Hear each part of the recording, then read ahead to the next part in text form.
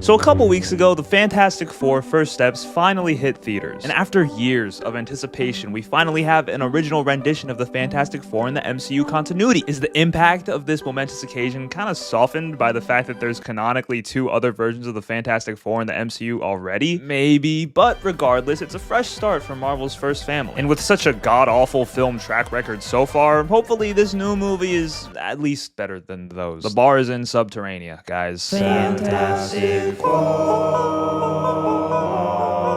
I completely forgot to vlog my experience seeing Fantastic Four in theaters last week, but here's some footage from my second time seeing Superman where I tried the limited edition Fantastic Four soda flavors. Fanta, orange, rock punch. Rate out of 10. Like a 6. It tastes like Fanta, but I think Fanta is usually a little more orangey. This just tastes like sugar. Bangs, Barb's stretch blend. What does stretch even mean when you're talking about flavors? Okay. It's like root beer. It's a little bit sweeter than the other one, but it's like the root beer sweetness. You know what I mean? Like kind of licoricey. That one's better. That one's just 7.5. I'm rating this on a soda scale. I'm not really a big soda drinker, so Sprite Invisible Force Fizz. What a name. It just kind of tastes like Sprite. Surprised you didn't make a joke of like, what? Nothing came out. Oh wait, can I do that? What? Nothing came out. It didn't work. Oh shit. No, you're supposed to actually. What? Nothing came out. It didn't work. Oh, look at that. It actually is very clear. 5 out of 10. It's just not fun. Seagram's Ginger Cherry Light Lays. This one better be fire. Seagram's is ginger ale. Whoa. Love that color. That looks disgusting. Nah, that's fire. It's like red. Ugh. Yeah. Oh god, that's bad. Yeah. It's awful. Then why do you keep drinking it? It kind of tastes like cough syrup medicine, but when I burp, there's like weird, like ha to it. You know what I mean? Yeah. No, I don't get it. Yeah, I don't like that. That's 2 out of 10. That's the end of JPK's review. Hopefully Beverage the movie's review. good. We're watching it later this week. Fantastic fountain. The feature foundation. This guy stinks. Fantastic Four.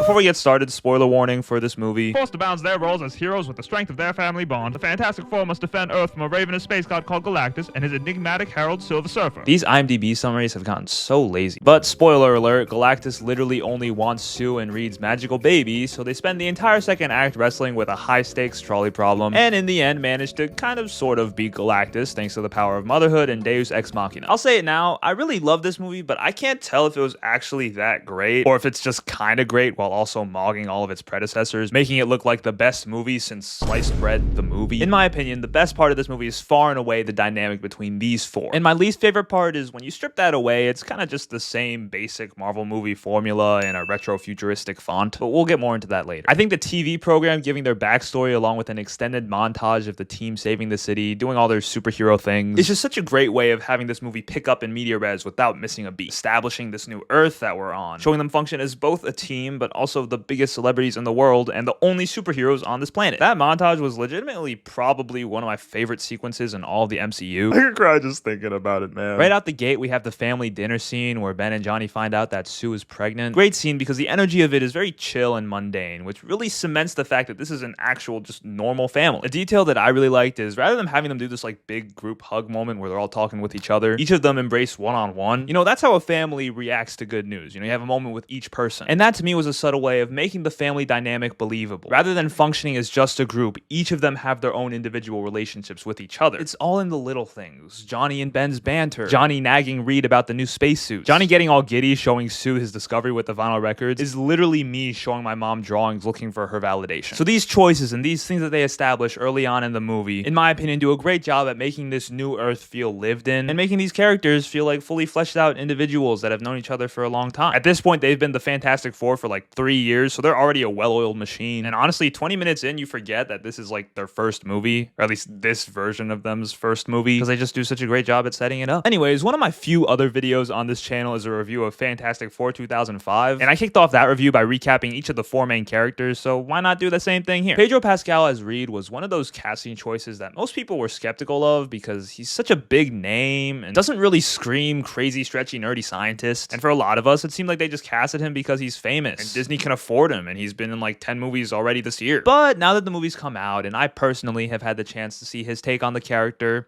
I still kind of think that was the case, but they just wrote Reed so well in this movie, and Pedro's such a good actor that it kind of worked out. Based off my personal preference as a decently big Fantastic Four fan, I do wish Reed was a little less jaded in this movie. Something I liked from Ioan Gruffudd's portrayal is that you could really see his like childlike fascination with science, and I feel like that's a really big part of what makes his character endearing. Like, you can almost imagine that that's the quality that like Sue loves about him so much, because other than that, why would she be with him?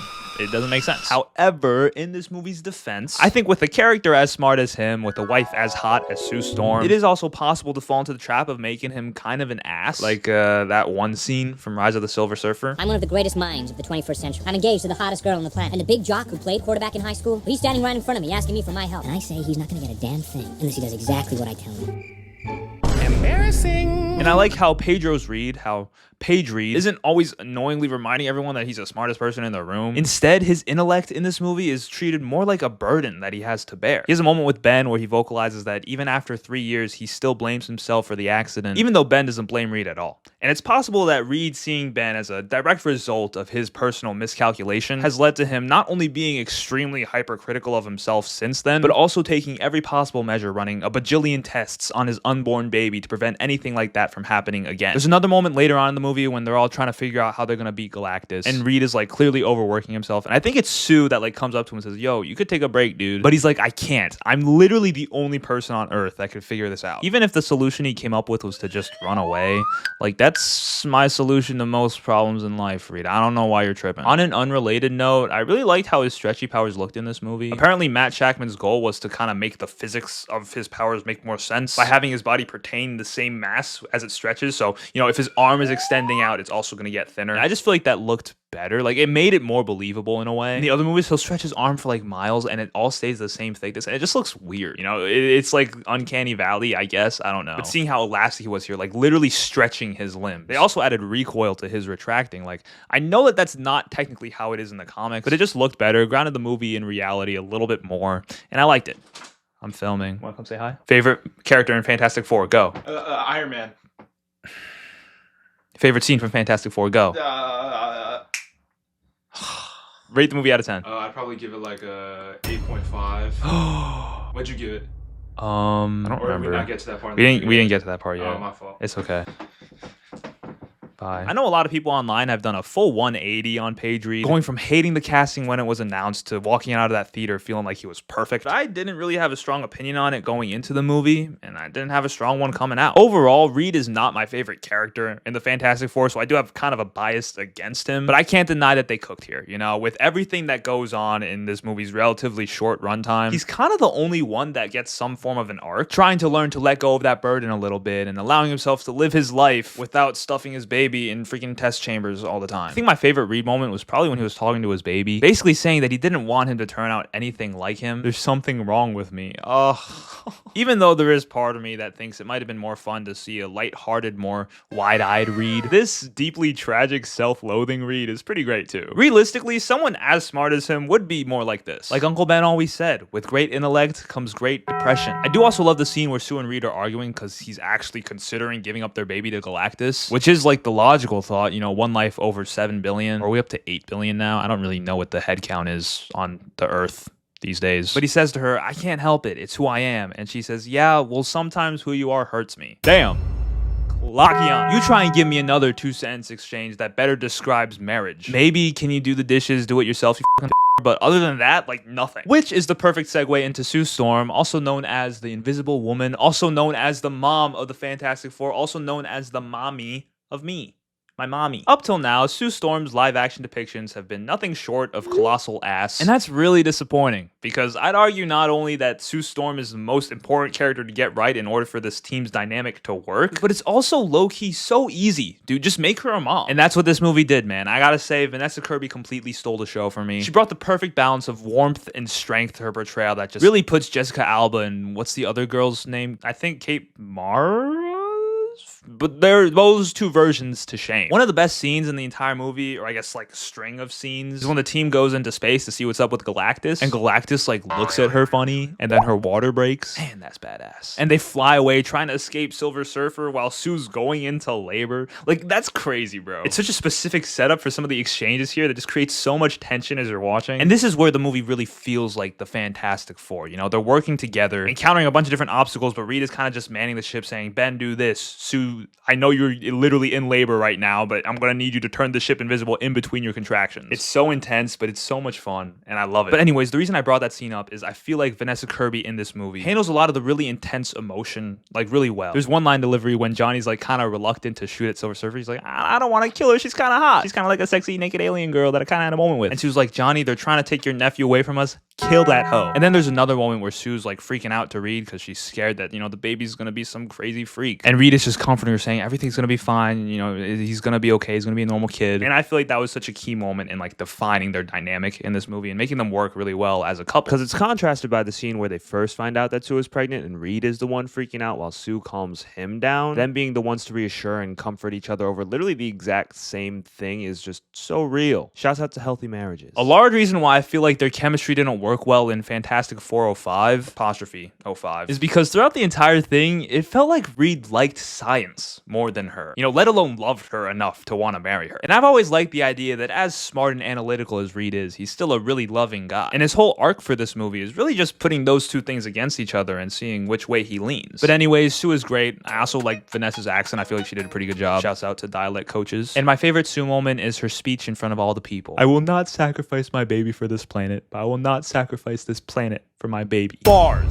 That's what we call freaking bars, dude. See, that's what it means to be the rock of the group. She's the moral compass. She's the one that won't stand for BS ultimatums. And she basically just says to Reed, figure it out or I'm gonna be mad. And what are you more scared of? An angry planet-eating giant or an angry wife? Shouts out to Vanessa Kirby. Shouts out to dialect coaches again. And shouts out to moms across the world. And shouts out to Cousin, who is expertly cast in this role. The only casting that I was completely sold on from the jump just because I love the bear. But I also think that Eben Moss Backrack has that whole scruffy, softy shtick nailed to a T. The sad part is that the thing got basically nothing to do. And I've heard that a lot from this movie got cut because Disney wanted to shorten its runtime. So I can only assume that all of his stuff is the stuff that got cut. He has a little plot with a random girl that literally gets like 45 seconds of total screen time. When they show him checking in on her before the final act, it just feels so random and forced. I do like that we're further along in Ben's story and he's not as mopey and depressed and annoying about his condition. My favorite scene of his is probably when he's in front of the school with all the kids and they make him lift a car. Because I feel like it does a good job of showing the lasting impression of his mutation, right? Because even though he's not being made fun of, the public still sees him as like a circus animal. And he has a good attitude about it, but you can kind of tell that it's still something he's working to accept. And I wish they did more of that kind of stuff rather than falling back on the basic romance plot. I just think there are ways to show his struggle other than him wanting to find love. Maybe have a scene where he's just shown always being at home, you know, cooking and cleaning because he doesn't want to go outside. I've always been a fan of the idea that Reed made the Fantastic Four celebrities, partially because he felt bad for causing their mutations, but also so that in a world where they're the only superheroes, they're loved by the public instead of feared. And showing that even though the public loves the thing, he's still just as miserable is honestly a really nuanced concept. So yeah, he's great. So much better than his predecessors, just like Sue and Reed were. But let's talk about the final member of the Fantastic Four, the character I was most excited to see in this movie. Probably my second favorite Marvel superhero ever. For those wondering, my first is Cyclops. Johnny Storm, aka the Human Torch. Now, I am a Chris Evans Johnny Storm apologist, but if I'm being honest, it's probably just because he was funny and the one shining light in a nothing burger of a movie. Joseph Quinn's portrayal is definitely a more nuanced approach to the character. He's a little cocky, kind of a goofball, but he's also caring and driven, which is a really important beat to hit for the character because otherwise, why is bro there? Chris Evans Human Torch could never, bro. That guy was just an asshole and that's it. And it's hilarious and I love it, but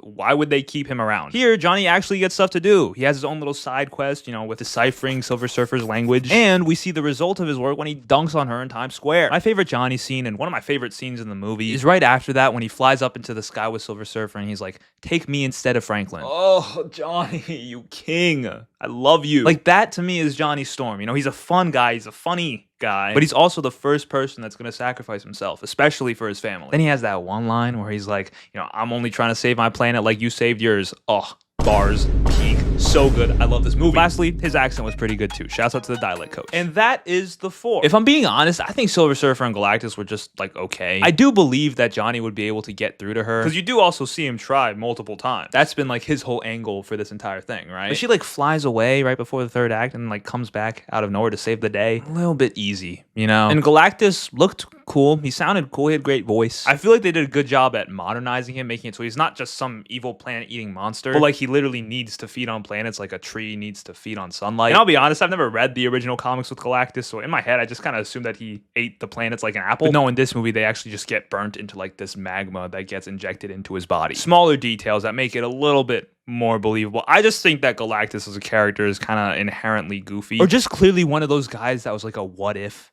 that just got fleshed out after the fact. What if there was a big guy that ate planets and then they kind of just build off of that? So it's a little campy and it's really cool visually, but it is lacking a little bit of that emotional turmoil for us to kind of care about Galactus as like a character. The entire movie felt like they were trying to fight an inevitability rather than fighting a villain, which maybe that is like the cool, crazy scale of Galactus as a villain, but I think I prefer something a little bit smaller. That's why I'm really curious to see the dynamic between Reed and Doom. I also feel like I enjoyed wondering how they were going to beat him more than actually seeing how they did it in the end. The last act has so many moments where something like goes wrong, which causes them to think on the fly. And to think that the final result of all of that was just sheepdogging him into the teleporter. If the visuals of a comic accurate Galactus fighting a comic accurate Fantastic Four weren't so insanely awesome that there was a little bit of pee running down my leg, I think that's kind of lame. Also, I've seen some people having some issue with Sue dying at the end. Yeah, it felt a little formulaic, but it also made sense for her arc, I feel like, because the entire movie was just her being so strongly motivated to do whatever she could to save Franklin. That was her #1 priority. And it was like the perfect tragic payoff for her character at the end, you know? And then Franklin resurrects her, which is also apparently controversial. I just wish they tightened that scene up a little bit because Reed says she's not breathing and then they're just kind of sitting there for 2 minutes. If you really think about it, we got more screen time of the team just sitting there than we did of Ben's entire subplot with his girlfriend. The post-credit scene was cool. Obviously, I said already, I'm really hyped to see Doom, but there's plenty of channels that are going to be talking about all those theories and what we can expect moving forward. I'm a little more interested in just reviewing the movie for what it is as like a singular movie, and that is the Fantastic Four First Steps. More like Fantastic Four First live-action iteration that didn't make me want to have Ben Grimm clobber my hippocampus. I know I may have seemed kind of hot and cold throughout this review, but I did really love this movie. One of my most fun theater experiences all summer. In general, my biggest complaint is that the plot is just a little bit straight to the point. I joked in the beginning that the IMDb summary is like really short,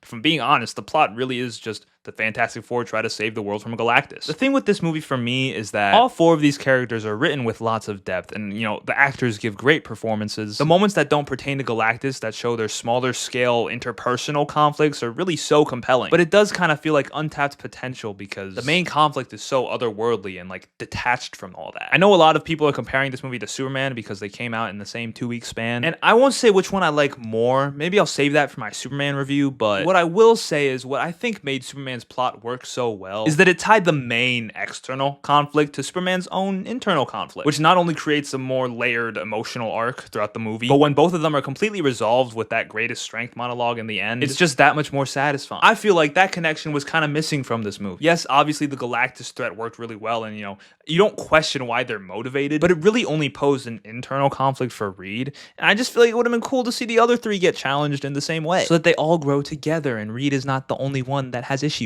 But in spite of that missed potential, it's honestly still a top 5 Marvel movie for me. I loved it so much. I don't think it's the best in terms of quality, but I do think because it's set on its own Earth, you kind of forget that it's technically part of the MCU, and it's just so refreshing getting to see this movie build its stakes and its world from the ground up. It really reminds me of like the first Guardians movie. And it's also one of my favorites because I just love the Fantastic Four's characters so much. Definitely more than the Avengers or freaking Spider-Man. I can't stress how much this movie captures such a specific dynamic. The Avengers, they're colleagues. The X-Men, they're like a foster home. But this team right here, this is a family, bro. We don't need a moment where Johnny's like, I know we bicker all the time, but the truth is, I love you guys. because their love for each other is just so apparent. Everything they do out of love for their family. So give me a solid 9 on Fantastic Four, first Marvel movie that didn't kick my ass for not being up to date on all the Disney Plus shows. Anyways, I like to end these videos giving my top 3 moments in the movie. Number 3 is probably going to be the space getaway. Just seeing them function as a team in such a high stress situation, and it's just like such an absurd situation too, was really fun. Number 2, I'm going to go with the opening montage because, you know, the score is so good. I haven't even talked about the score this entire video. I love the